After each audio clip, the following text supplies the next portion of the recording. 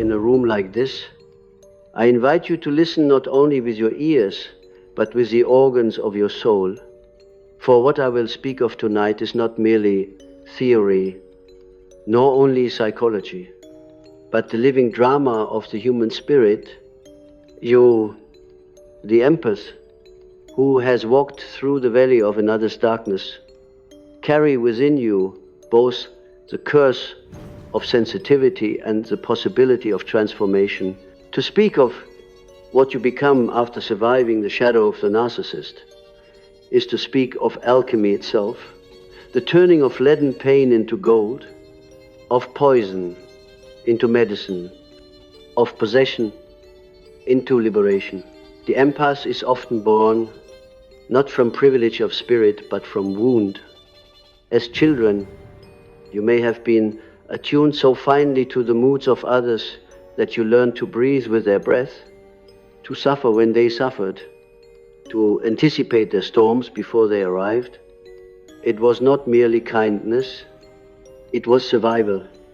The narcissist, whether parent or lover, a friend or foe, became a figure whose inner void demanded filling, whose lack demanded your light, and you, unknowingly, gave until you thought giving was your nature, until your very self was woven into the tapestry of another's hunger. But here is the paradox that life conceals within its secret chambers. The very act of absorbing another's darkness is not merely destruction, it is initiation. You, the empath, become a vessel of opposites. You hold within yourself the pain that is not yours, the rage you never birthed, the despair that was implanted like a seed in your marrow. And yet, to survive such possession is to be introduced to the deepest mysteries of the psyche. In my studies of the unconscious, I spoke often of the shadow, the repressed, genuine, and unowned aspects of the personality. The narcissist is often an embodiment of shadow, writ large. They live as if possessed by an archetype, consumed by a false self that must feed endlessly upon adoration, control, and energy. Their soul is a hungry ghost. When the empath meets this figure, it is not only a personal encounter, but an archetypal one. It is the confrontation with the devourer, the trickster, the vampire, the one who mirrors but does not truly see.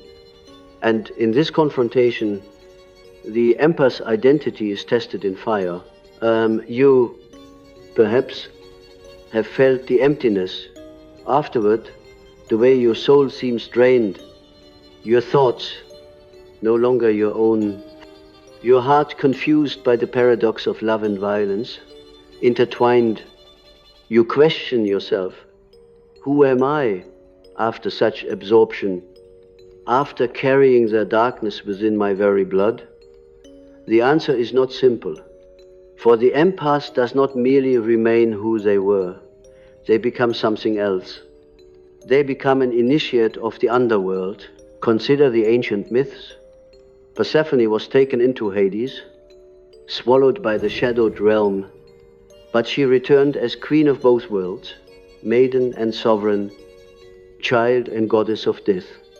Or think of Christ descending into hell before resurrection, carrying not only his own light, but the sins of others. O Orpheus, who entered the underworld for love. Each myth speaks of descent, of contamination by shadow, of contact with the abyss, yet always the return is marked by transformation. You do not leave the underworld the same as you entered. Thus, the empath who survives the narcissist's darkness carries a paradoxical gift. You have touched poison, but you have learned the anatomy of poison. You have been consumed, but in that consumption, you have witnessed the mechanics of possession itself. And here, at this threshold, you are invited into individuation, the process of becoming your true self, not by denying darkness, but by integrating it. The empath, in absorbing the narcissist darkness, often awakens to their own shadow. You begin to see that your compulsive giving, your endless forgiveness, your refusal to set boundaries, are not purely virtues, but survival strategies rooted in fear of abandonment. You realize that in always rescuing the other, you avoided rescuing yourself. This is a painful revelation, like light hitting unhealed eyes. Yet, without this recognition, there is no rebirth. The empath who has survived becomes dangerous in a holy sense, for you now know how energy is stolen, how illusion is spun, how the mask of the narcissist operates. You can no longer be fooled as you once were. You recognize the archetype when it walks into the room, for you have danced with it in the abyss. And more importantly, you begin to recognize your own complicity, the part of you that once agreed to the dance. This is where freedom is born. But do not mistake survival for immediate clarity. The journey is slow, like the alchemical process of turning blackened matter into gold. First, there is the nigrido, the blackening. The empath leaves the narcissist's orbit often shattered, empty, in despair. You feel as though your very essence has been stolen, as though you have nothing left to offer the world. But in that very nothingness lies the possibility of renewal, for when you are emptied, the self, the deeper center of your being, may at last emerge. Then comes the albedo, the whitening, the purification. Slowly, you begin to discern what is yours and what is not. You see that many of the emotions you carried were never yours to begin with. They were projections, infections, psychic contagions. You begin to cleanse through tears, through solitude, through the slow art of self-reflection, and finally, the rubedo, the reddening, the birth of the new. The empath who survives emerges as one who carries not only sensitivity but wisdom. Your empathy is no longer naive, no longer an open wound for others to exploit, but a tempered force, guided by discernment. You become a healer, a seer, perhaps even a mystic. You embody both light and shadow, and thus you hold a wholeness that cannot be easily shaken.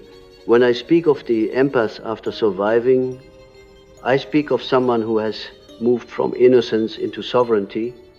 Before, your empathy was passive, a reflex of the nervous system, a desperate need to please, to merge, to avoid rejection. Afterward, your empathy becomes conscious. You choose when to feel, when to give, when to guard. You have become a guardian of your own energy, a priest or priestess of the soul's temple. Let me offer a dream image. For the unconscious speaks more truly than reason. Imagine a dream where you stand in a dark forest and a wolf circles you, snarling. At first, you cower, believing the wolf will devour you, but slowly you realize that the wolf is not only danger, but guide. If you do not run, If you meet its eyes, it leads you deeper into the forest where hidden treasure lies. This is the narcissist's darkness. It is not merely destruction, it is initiation into deeper knowledge. The empath who survives is the one who stopped running and began to follow the wolf. And so, when people ask me, who does the empath become after absorbing such darkness? I answer, you become the one who sees. You become the one who cannot lie to themselves any longer. You become the one who understands that shadow is not an enemy but a teacher. That pain is not punishment but transformation. This is not romantic. It is costly. Many never survive intact. But those who do emerge with an aura of authenticity, a depth of presence that others feel even in silence, you become perhaps the kind of person who frightens the narcissist now, for they sense you cannot be consumed again. You have integrated what they tried to project. You have returned their shadow to them and reclaimed your own light. Do you understand? To survive is not to erase what happened, but to allow it to shape you into something more whole, more conscious, more sovereign. And in this wholeness, you become not merely empath, not merely survivor, but alchemist of the soul. When one has descended into such psychic captivity, the first instinct is to escape. The empath who has been bound to the narcissist often flees with trembling hands, clinging to fragments of sanity as though they were precious relics salvaged from a burning house. Yet escape alone is not sufficient, for if you depart only in body and not in psyche, the chains remain invisible yet binding. You may walk away, but their voice echoes within you. Their gaze haunts your dreams.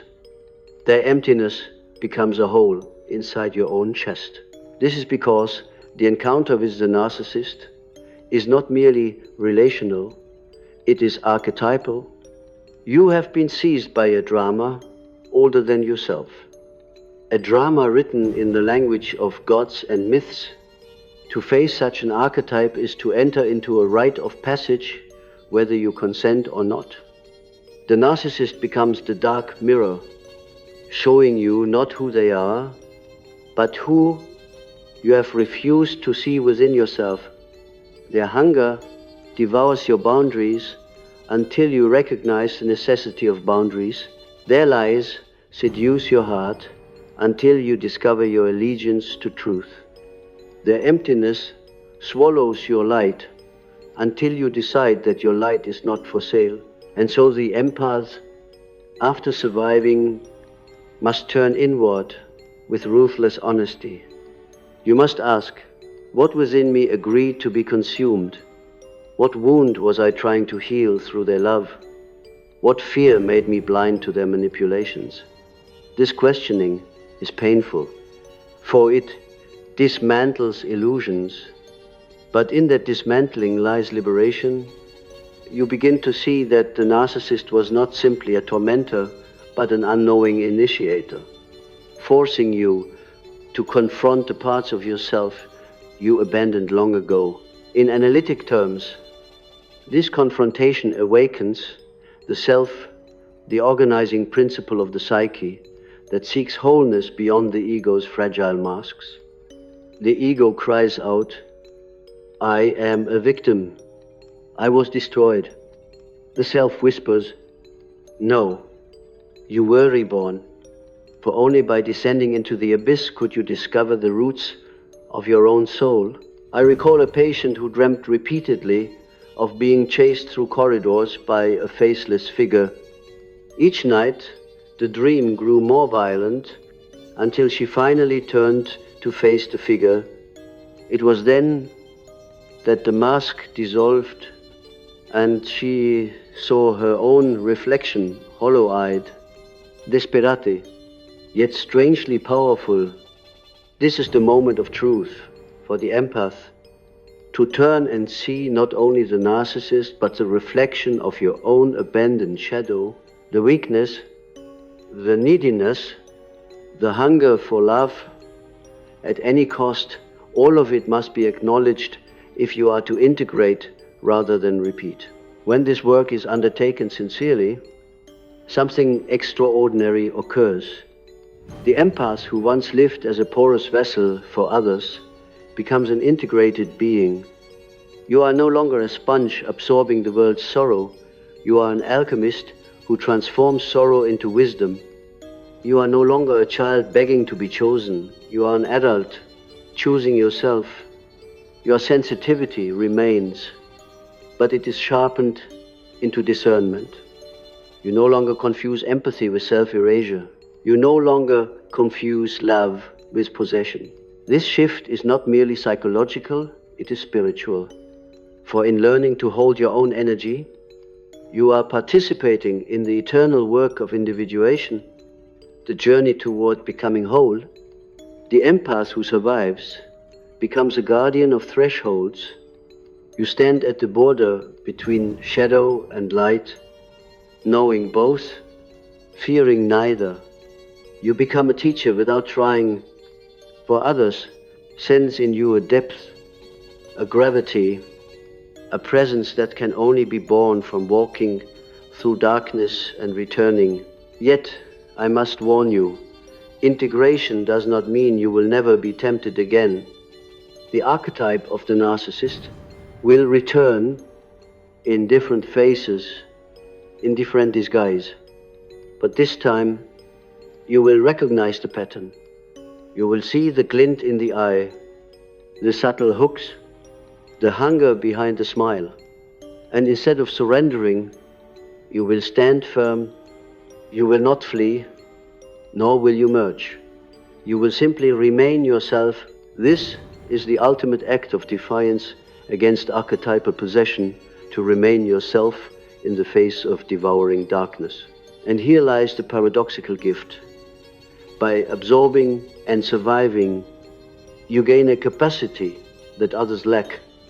You can walk among shadows without losing your way. You can perceive the suffering of others without confusing it with your own. You can hold both compassion and boundary in the same breath. This is what I call soul maturity. Imagine again the dream image of the wolf. Before you ran, now you walk beside the wolf, neither its prey nor its master, but its companion. The wolf no longer terrifies you, for you have made peace with your own instincts, your own wildness, your own hunger. The narcissist darkness awakened your own wolf.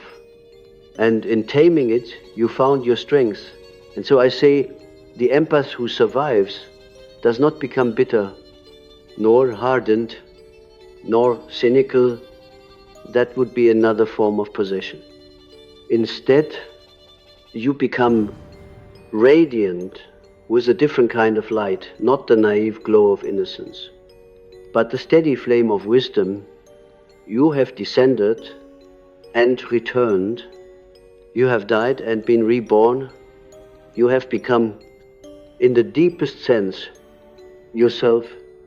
There is a stage in the journey where silence becomes the only companion after the violence of entanglement, after the storm of betrayal. The empath finds themselves in a barren inner landscape, stripped of illusions, stripped of identities once tied to serving the narcissist's hunger. This silence is terrifying, for it feels like nothingness, like the void itself. And yet, it is here in the void that the new form begins to gestate. We are tempted in such silence to rush toward noise again, to fill the emptiness with another love, another distraction, another drama. But the empath who has truly absorbed and survived must resist this temptation, for the void is not absence, but womb. The psyche requires this descent into stillness so that the true self may take shape. The empath who survives learns to sit in solitude not as punishment, but as initiation. It is in this solitude that you discover the voice beneath all voices, the voice of your own soul. The narcissist's darkness has shown you what it means to be emptied, and in this you are paradoxically gifted with an opportunity others rarely receive. Most people live their entire lives defending against the void, clinging to possessions, roles, and identities, never daring to face the abyss within. But you, forced by the cruelty of absorption, have already faced it. You know what it means to feel hollow, to feel erased. And thus, when you sit in solitude, you are not deceived into believing emptiness is annihilation. You recognize it as the soil of transformation. Dreams often reveal this stage with symbols of death and rebirth. You may dream of graves, coffins, or dark waters that threaten to swallow you. At first you awaken trembling, fearing that you are being consumed once again. But over time, you begin to see that these symbols are not of annihilation, but of renewal. To dream of death is to dream of transition. The old identity, the porous empath who could be devoured, is dying. The new identity, the sovereign empath, the seer of shadows, is being born. And when this rebirth begins to show itself in waking life, it often takes the form of new boundaries. You notice that you can say no without the terror of abandonment. You can walk away from manipulation without justifying yourself. You can sit with another's pain without absorbing it as your own. This is the mark of transformation. You have not lost empathy, you have refined it. Your empathy is no longer a blind reflex, but a conscious choice. It is in this stage that others begin to notice a change in your aura. They may say you seem calmer, stronger, harder to fool. Some may find you intimidating for your eyes. Now, see through masks with unsettling clarity. And indeed, you have become a kind of seer, for you have lived inside the labyrinth of deception and returned with a map. Your sensitivity is no longer only a wound, it has become a compass. But with this clarity comes a new burden. For once you see, you cannot unsee.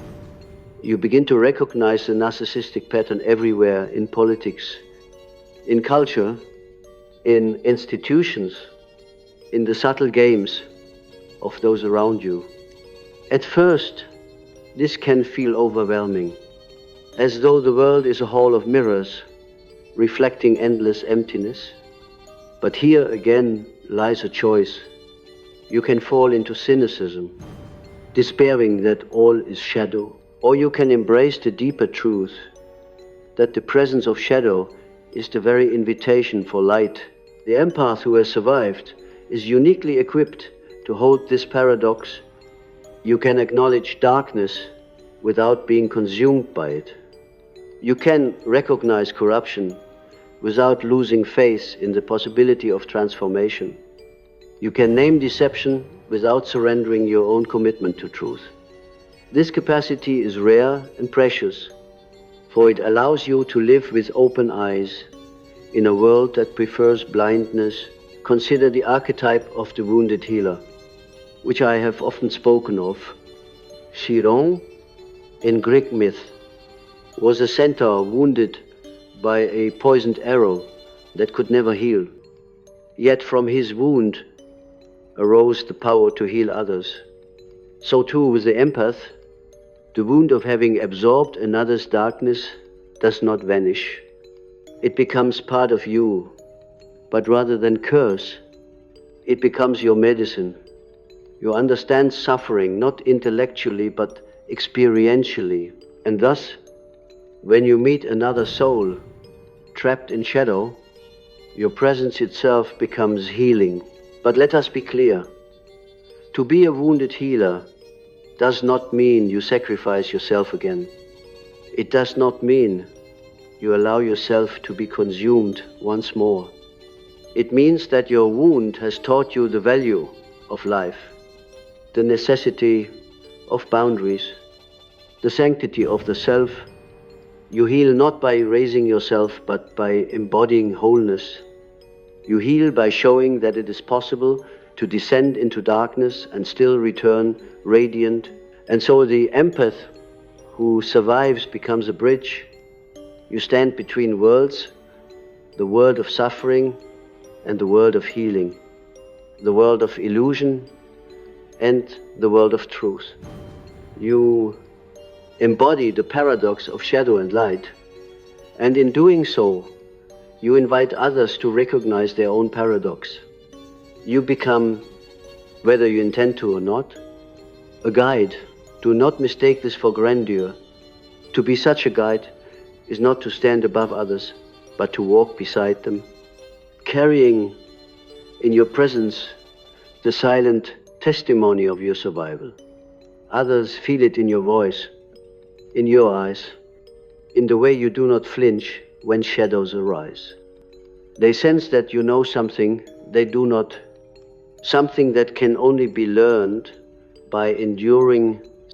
This is the authority of authenticity, which no title or position can confer. Thus, the empath who has absorbed and survived becomes not less sensitive, but more real, not less compassionate, but more discerning, not less vulnerable, but more whole. And in this wholeness, you find a new freedom, the freedom to be yourself, unconsumed, unmasked, unafraid. As we move toward the culmination of this reflection, let us return to the essential question: who does the empath become? You began as a vessel, open and unguarded, gifted with sensitivity, yet vulnerable to the hunger of those who could not see you as a person, but only as a source of supply. You entered the labyrinth of the narcissist world, and you absorbed their darkness, often without knowing where you ended, and they began. You were nearly destroyed, and yet you survived. This survival is not mere endurance. It is not simply crawling out of the fire with scars. It is something greater. It is the mysterious process of individuation, where the ego, once fragmented and compliant, discovers its alliance with the self, the eternal center, the divine spark within. You come to know that you are not only empathy, not only wound, not only mirror.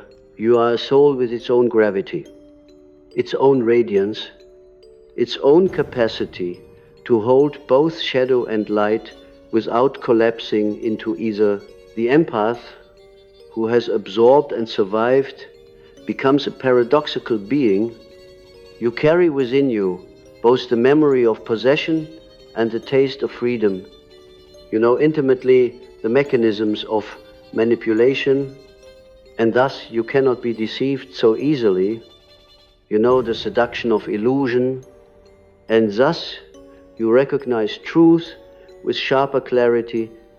You know the terror of emptiness, and thus you cherish authenticity wherever you find it.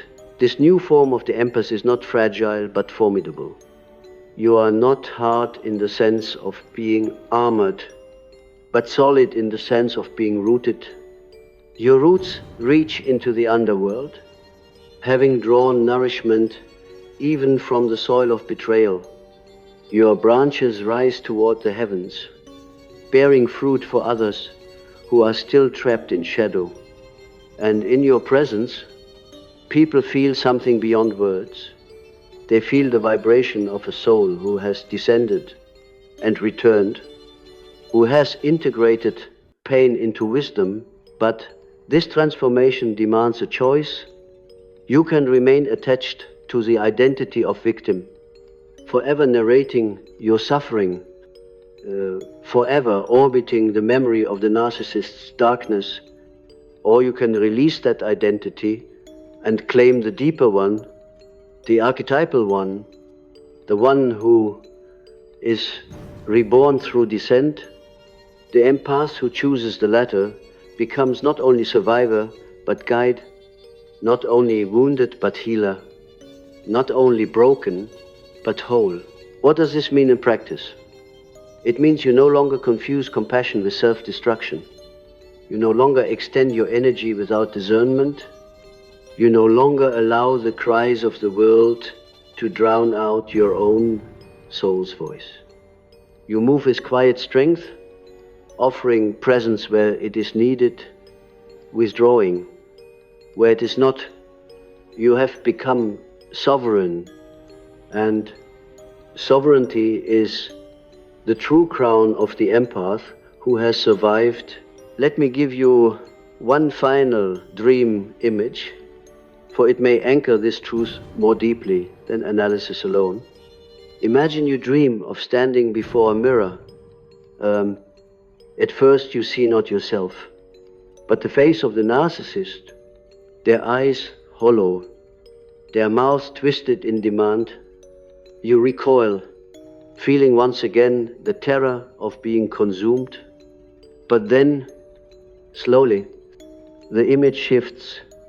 Their face dissolves into shadow, and from that shadow emerges your own reflection, yet not as you have ever seen yourself before.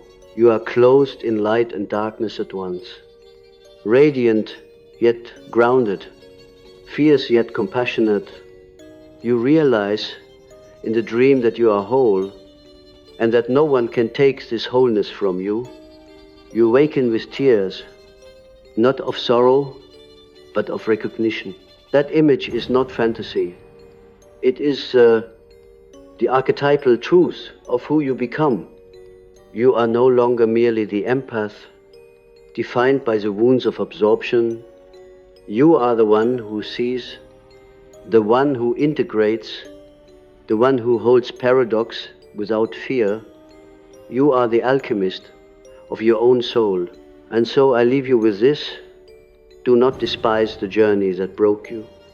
Do not curse the darkness that nearly consumed you, for it has delivered you to yourself. You have discovered what few ever dare to find, that within the depths of shadow, the self waits, patient, eternal, whole. And when you align with that self, you are no longer prey, no longer mirror, no longer victim. You are sovereign, and your very existence becomes a testimony to the power of transformation. This, then, is who the empath becomes after absorbing the narcissist's darkness and surviving. You become a soul no longer defined by another's hunger, but by your own light.